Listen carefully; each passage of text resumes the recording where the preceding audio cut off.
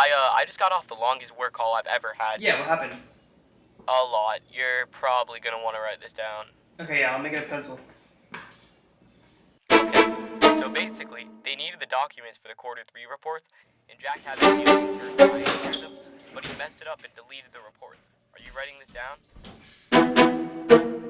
Okay, whatever. Anyways, Ryan lost the reports, and so now we have no idea what the numbers are for quarter 3.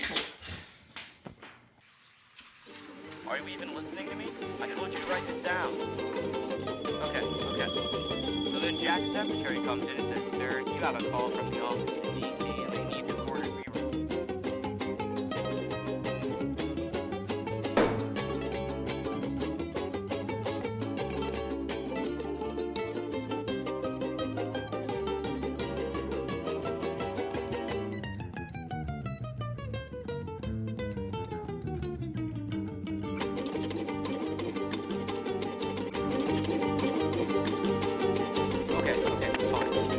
Finally, after sitting there for 30 minutes, Ryan thinks a good idea would run back to his desk and pull up the reports and print them out to get to Jack. He comes back and he prints the quarter 2 reports instead of the quarter 3.